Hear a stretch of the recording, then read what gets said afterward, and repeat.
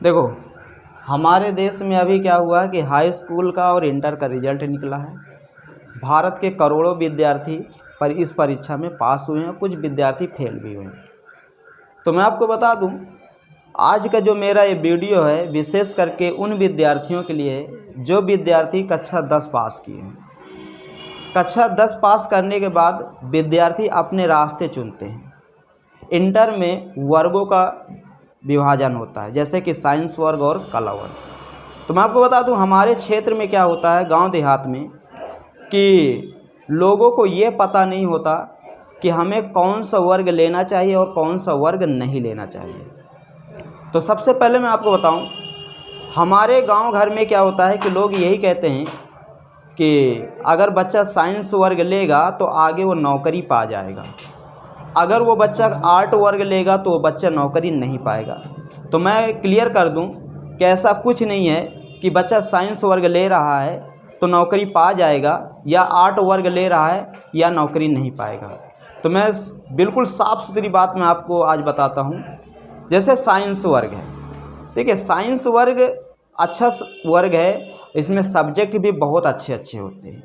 लेकिन क्या होता है कि कुछ बच्चे ऐसे होते हैं कि जिनकी पकड़ साइंस में या मैथ में बहुत कम होती है, तो वो बच्चा फिर आर्ट वर्ग की तरफ जाता है। लेकिन जब वो बच्चा आर्ट वर्ग की तरफ जाता है तो वो लोग सोचते हैं कि ये बच्चा कमज़ोर है इसीलिए आर्ट वर्ग की तरफ जा रहा है। लेकिन ऐसा नहीं है, आर्ट वर्ग में भी सब्जेक्ट अच्छे अच्छे हैं। उन सब्जेक्टों को हम ओरल तो समझ सकते हैं, लेकिन जब डीप की बात आती है तो हम डीप उन सब्जेक्टों को नहीं समझ पाते। क्यों? क्योंकि वो भी एक सब्जेक्ट हैं। लेकिन लोगों के दिमाग में ये बात आ जाती है कि नहीं, अगर वो बच्चा आर्ट वर्ग में है तो इसका मतलब है वो बच्चा कमज़ोर है, नहीं तो बच्चा साइंस वर्ग लेता। और एक चीज़ मैं आपको बता दूं, ज़रूरी नहीं है कि बच्चा साइंस वर्ग ले करके सरकारी नौकरी या और बहुत सारी चीज़ें कर ले, क्योंकि हमारे देश में 90% ऐसे बच्चे हैं जो साइंस वर्ग करके सीधा घर में बैठे हुए हैं। कोई गैरेज का काम कर रहा है, कोई कटिंग का काम सीख रहा है, कोई दिल्ली में जाके काम कर रहा है, कोई बम्बई में जाके काम कर रहा है, क्योंकि वो केवल केवल केवल साइंस वर्ग केवल पढ़ने के लिए हैं। बाकी साइंस वर्ग को वो समझे नहीं है, पास होने के लिए लिए हैं, बाकी कुछ नहीं। और यही कारण है कि वो बच्चे आज घूम रहे हैं। अच्छा, एक चीज़ मैं आपको और बता दूं, आर्ट वर्ग में क्या होता है, आर्ट वर्ग में बहुत सारे सब्जेक्ट होते हैं। जैसे इकोनॉमिक्स होती है, ज्योग्राफी होती है, हिस्ट्री होती है, सिविक्स होती है, सोशोलॉजी होती है, होम साइंस होती है। ये सारे सब्जेक्ट अच्छे सब्जेक्ट माने जाते हैं। और एक चीज़ मैं बताऊँ, इनके अलावा भी कुछ हैं, जैसे संगीत है, जैसे टेलीविज़न है। बहुत सारे ऐसे क्षेत्र हैं जिनके विषय में हमें पता ही नहीं है कि इंटर हम इन सब्जेक्टों से भी कर सकते हैं। हम लोग केवल आर्ट और साइंस में अभी जुटे हुए हैं, और ये हमें आर्ट और साइंस हमें आगे बढ़ने नहीं देती। और यही कारण है कि हम लोग केवल भीड़ बन के रह जाते हैं, आगे हम कोई भी काम सक्सेस नहीं कर पाते हैं। तो मैं उन विद्यार्थियों से यही कहूँगा, आपको सबसे पहले एक सिलेबस तैयार करना है। जैसे मान लो आपको यूपीएससी में जाना है, तो जब आप यूपीएससी में जाओगे तो यूपीएससी में देखिए, जैसे कि मैथ का रोल बहुत कम होता है, रीजनिंग का रोल बहुत कम होता है, साइंस का रोल बहुत कम होता है। यूपीएससी में सबसे ज़्यादा आर्ट वर्ग के सब्जेक्टों का ही रोल होता है। जैसे हिस्ट्री हो गया, ज्योग्राफी हो गई, इकोनॉमिक्स हो गई, सिविक्स हो गई, सोशोलॉजी हो गई, होम साइंस हो गई। इस तरह के तमाम सब्जेक्ट हैं जिनका रोल काफ़ी महत्वपूर्ण होता है। और हाँ, अगर आपको मान लो डॉक्टर बनना है, आपको इंजीनियर बनना है, वैज्ञानिक बनना है, तो फिर वो क्षेत्र अलग हो जाता है। तो उस क्षेत्र की अगर आप तैयारी करोगे तो फिर आर्ट वर्ग के जो सब्जेक्ट हैं उस क्षेत्र में काम नहीं आएंगे। तो फिर आपको साइंस वर्ग के जितने भी सब्जेक्ट हैं उनमें विशेष करके बहुत ही ज़्यादा मेहनत करने की ज़रूरत है। अब मान लो आप एमबीबीएस डॉक्टर बनना चाहते हैं और आप ज्योग्राफी पढ़ रहे हैं, तो क्या एमबीबीएस डॉक्टर आप बन पाएंगे? जीवन में नहीं बन पाएंगे। उसके लिए आपको फिजिक्स पढ़ना पड़ेगा, उसके लिए आपको केमिस्ट्री पढ़ना पड़ेगा, उसके लिए आपको इंग्लिश पढ़ना पड़ेगा, उसके लिए आपको बायोलॉजी पढ़ना पड़ेगा। आप अगर हिस्ट्री ज्योग्राफी पढ़ रहे हो और कह दो कि हम एमबीबीएस डॉक्टर बन जाएंगे, जीवन में आप एमबीबीएस डॉक्टर नहीं बन सकते। और एक चीज़ मैं आपको, जैसे मान लो आप डॉक्टर बनना, वो इंजीनियर बनना चाहते हैं, उसके लिए आपकी फिजिक्स अच्छी होनी चाहिए, उसके लिए आपकी मैथ अच्छी होनी चाहिए, रीजनिंग अच्छी होनी चाहिए। तो एक सिलेबस तैयार किया गया है कि आप किस नौकरी में जाना चाहते हैं और उस नौकरी का क्या पढ़ना है क्या नहीं पढ़ना। लेकिन बच्चा क्या करता है, तैयारी तो शुरू कर देता है, लेकिन उसे एक सिलेबस पता नहीं होता कि मुझे क्या पढ़ना चाहिए और क्या नहीं पढ़ना चाहिए। और वो तभी क्या होता है कि गोल गोल घूमता रहता है और सक्सेस नहीं होता, और अनसक्सेस होकर के घर में बैठ जाता है। बाद में वो सीधा कहता है कि नहीं यार क्या करें, हम मेहनत इतनी ज़्यादा किए हैं, लेकिन मेहनत कहाँ उसने किया, वो तो सिलेबस के अकॉर्डिंग चला ही नहीं। अब जैसे ज़रा सोचो, दिल्ली पुलिस है, दिल्ली पुलिस में 50 नंबर की जीके आती है, 10 नंबर का कंप्यूटर, 25 नंबर की रीजनिंग और 15 नंबर की मैथ। अब आप सोचो कि हम जीके ना पढ़ें, भारत का इतिहास, भारत का भूगोल, भारत का अर्थशास्त्र, भारत की राजनीतिक व्यवस्था, भारत का विश्व का भूगोल, अगर ये चीज़ें हम नहीं पढ़ेंगे तो कैसे 50 नंबर की जीके में हम अच्छा कर पाएंगे? नहीं कर सकते ना। अब पता लगा पूरा फोकस हम मैथ में दे दें, 4-4 घंटा मैथ लगाते जाए तो मैथ के कितने क्वेश्चन आएंगे? 15 ही तो क्वेश्चन आएंगे, बाकी क्वेश्चन आप कहाँ से लाओ? पता लगा आप कंप्यूटर ही पढ़ रहे हो पूरा, तो पूरा जब आप कंप्यूटर पढ़ते रहो तो कैसे होगा? नहीं होगा। कुल मिला के आप ये कहिए कि आपको एक सिलेबस के अकॉर्डिंग मेहनत करनी है। जब आप एक सिलेबस के अकॉर्डिंग मेहनत करोगे तो आप क्या हो जाओगे? सक्सेस होगे। जब तक आपको सिलेबस नहीं पता है तब तक आप सक्सेस नहीं होगे। और मैं उन तमाम अभिभावकों को यही कहूँगा कि आपका बच्चा जो चीज़ करना चाहता है हाई स्कूल के बाद आप उसे वही कराइए, उस पर वो बेटर करेगा। एक कहानी मैं आपको बताऊं, सच्ची घटना है। राजस्थान में एक ज़िला कोटा, चंबल नदी के तट पर है। उस कोटा में बताया जाता है कि कोटा को कोचिंग की नगरी कहा जाता है। वहाँ जी नीट, IAS, PCS, यहाँ तक कि क्या कहते हैं बीटेक, बहुत सारी ऐसी बड़ी बड़ी कोचिंग संस्थानें हैं जो इन बड़े बड़े एग्ज़ामों की तैयारी कराते हैं। तो उनमें क्या हुआ कि एक लड़की थी, जब वो हाई स्कूल की तो उस लड़की का मन था कि मैं हिस्ट्री और ज्योग्राफी पढूं, क्योंकि उसे देश और दुनिया को जानने का काफ़ी ज़्यादा इच्छा थी। उसके पिता सरकारी जॉब में थे। उसके पिता का कहने का अर्थ यह था कि हम अपनी बच्ची को MBBS कराएंगे और उसे एक डॉक्टर हम तगड़ा बनाएंगे। बच्ची का मन था कि मैं कला वर्ग ले लूँगी और कला वर्ग लेने के बाद मुझे UPSC की तैयारी करनी है और मुझे एक IAS और या PCS अधिकारी बनना है। उनके पिता का मतलब था कि डॉक्टर बने। पिता ने उसके ऊपर दबाव डाला। खैर पिता के कहने पर उसने क्या किया, साइंस वर्ग का चयन किया। लेकिन साइंस वर्ग का जब उसने चयन किया तो साइंस वर्ग में तो उसका रुचि नहीं थी। किसी तरह वो 2nd डिवीज़न पास हो गई। जब वो 2nd डिवीज़न पास हुई तो उनके पिता ने कहा कि चलो ठीक है 2nd डिवीज़न पास हो गई, चलो अब आगे हम तुम्हें कोटा भेजते हैं। कोटा गई। फिर भी वो कह रहे थे कि मुझे आप एक काम करिए, ये JNET की तैयारी मुझे मत कराइए, मैं एक डॉक्टर नहीं बनना चाहती, मुझे बनना है एक IAS या PCS लेवल का अधिकारी, आप मुझे छोड़ दीजिए, मैं कर लूँगी। लेकिन उनके पिताजी ने कहा नहीं, आपको डॉक्टर ही बनना है, आपको अधिकारी नहीं बनना।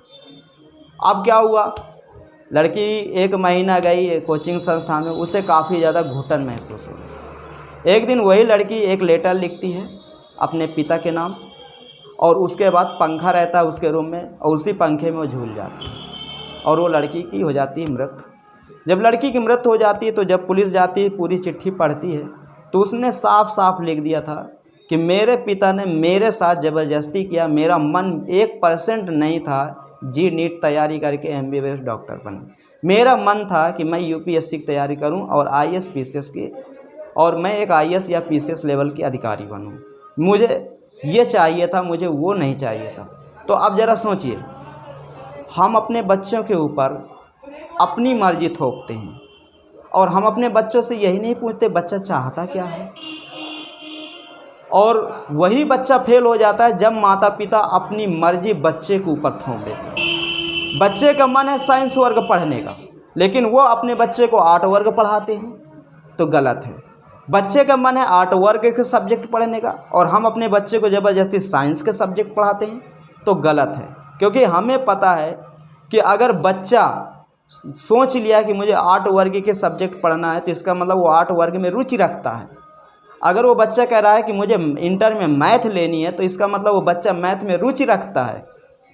और हम लोग क्या करते हैं कभी कभी कि बच्चे की मैथ हाई स्कूल में बहुत ही ज़्यादा कमज़ोर होती है, लेकिन गांव में और रिश्तेदारों में नाम हमारा जो सीना है ना ये चौड़ा हो, इसके लिए हम कहते हैं कि नहीं बेटा तुझे इंटर में मैथ ही लेनी है, और उसका मन है कि मैं बायो लूँ। तो बताइए वो मैथ में अच्छा कर पाएगा? कभी नहीं अच्छा कर पाएगा।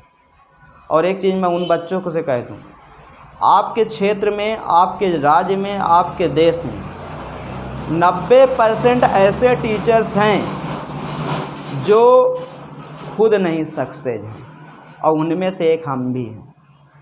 लेकिन एक चीज़ मैं आपको बता दूं, वो 90% टीचर यही नहीं जानते कि किस नौकरी में कौन से सब्जेक्ट पढ़ना चाहिए। और आपको बहुत सारे टीचर डिमोटिवेट करेंगे। जैसे कि मान लो आपका मन है एक MBBS डॉक्टर बनने का, भले ही आप बन पा रहे हैं या नहीं बन पा रहे हैं, लेकिन सपना तो लिए हैं ना। लेकिन बहुत सारे टीचर क्या कहेंगे कि अरे तुम्हारे पास इतना पैसा नहीं है, बहुत ज़्यादा पढ़ना पड़ता है। देखिए पढ़ना तो हर चीज़ में, आप इंटर की तैयारी करें क्या उसमें नहीं पढ़ना पड़ेगा? क्या कोचिंग लगाना पड़ेगा, किताबें घर में पढ़नी पड़ेगी, टीचर की डांट खानी पड़ेगी, माँ बाप की डांट खानी पड़ेगी, बहुत सारी चीज़ें आती हैं। लेकिन वो कहेगा अरे बहुत तगड़ी पढ़ाई है, उसको आप नहीं कर पाओगे। बस इसी जगह लड़का डिमोटिवेट हो गया। क्यों? क्योंकि वो टीचर गधा खुद नहीं पढ़ा है, वो खुद मैदान छोड़कर पीछे भाग गया है। यही कारण है कि वो तुम्हें कह रहा है कि तुम नहीं कर पाओगे। अगर तुम अगर ठान लियो, तुम सपना देखे हो कि नहीं मुझे एक MBBS डॉक्टर बनना, तो तुम बन जाओगे यार, तुम करके तो देखो। लेकिन हाँ, ऐसे टीचरों की भी बात नहीं मानोगे, घर परिवार रिश्तेदारों की बात नहीं मानोगे। जब आप कहोगे मुझे डॉक्टर बनना है, मुझे इंजीनियर बनना है, मुझे IAS PCS लेवल का अधिकारी बनना है, तो लोग पहले आपके ऊपर हंसेंगे। लेकिन मैं आपको बता दूं, आपको कहना नहीं है। आप कह दोगे ना तो बस वो जहां आप मिलोगे यही कहेंगे, और DM साहब, और डॉक्टर साहब, और इंजीनियर साहब, मतलब आपकी वो फिरकी लेंगे। और एक चीज़ मैं आपको बता दूं, जब ऐसे लोग आपसे कहने लगे कि और डॉक्टर साहब, और इंजीनियर साहब, और मास्टर साहब, तो फिर आपको बिल्कुल हंस के उनको जवाब देना है। अब बस उस आग को जलाए रखना है कि एक दिन हम सक्सेस होंगे और फिर हम तुमसे बात करेंगे। जितने भी स्कूल हैं, तमाम स्कूलों में यही हाल है। और एक चीज़ मैं आपको बता दूं, प्राइवेट स्कूल वाले इतना ज़्यादा पैसा लेते हैं लेकिन उतनी ज़्यादा सुविधाएं नहीं दे पाते। अब ज़रा सोचिए, गांव घर में जो स्कूल हैं अनट्रेंड टीचर रखे हुए, उनको कोई एक्सपीरियंस नहीं है, क्या पढ़ाना चाहिए क्या नहीं पढ़ाना चाहिए, सिलेबस क्या कह रहा है, हम क्या दे रहे हैं बच्चों को, कोई मतलब नहीं। 99% टीचर्स ऐसे हैं कि वो लोग शाम को किताब उठा के ही नहीं देखते। अब बच्चे वहाँ पर जब क्वेश्चन करते हैं तो सीधा मोबाइल खोजने लगते हैं, या ये कहने लगते हैं कि हमारे समय में ये चीज़ नहीं चलती थी। अरे जब तुम्हारे समय में ये चीज़ नहीं चलती तो क्यों उनका भविष्य बर्बाद कर रहे हो? छोड़ दो पढ़ाना। लेकिन 2 पैसे के चक्कर में तुम्हारा पूरा जीवन वो बर्बाद कर देंगे। तो जहाँ पर अनट्रेंड टीचर हों, जो विद्यालय की मान्यता ना हो, तो मैं तमाम विद्यार्थियों से यही कहूँगा, आप उस विद्यालय में बिल्कुल मत पढ़िए, आपका जीवन बर्बाद हो जाएगा। आपका जो एक कीमती समय जाल चल रहा ना, ये दोबारा नहीं मिलेगा। हम लोग सोचते हैं कि अरे चलो गांव में पढ़ लेते हैं, उसमें पढ़ लेते हैं, बिल्कुल नहीं। तमाम गार्जियनों से मैं यही कहूँगा, अपने बच्चों को एक माहौल दो। जब तक आप अपने बच्चों को माहौल नहीं दोगे तब तक आपका बच्चा अच्छा नहीं कर पाएगा, क्योंकि माहौल बहुत ही ज़्यादा महत्वपूर्ण भूमिका निभाता है। किसी भी क्षेत्र में आप ले लीजिए, जैसे कोई आर्मी का जवान है, आर्मी के जवान को अगर मान लो चप्पल पहना दिया जाए, एक शर्ट पहना दी जाए, पैंट पहना दी जाए, उसके बाद AK-47 दे दिया जाए और कहा जाए कि जाओ बॉर्डर में लड़ो, तो क्या उसके अंदर जोश आएगा लड़ने वाला? नहीं आएगा। जब उसको उसकी यूनिफॉर्म दी जाएगी और फिर उसके बाद उसे कहा जाए अब लड़, तो मैं गारंटी के साथ उसके अंदर 4000 वोल्ट का करंट दौड़ेगा और वो सामने वाले दुश्मन को चीर के फाड़ के रख देगा।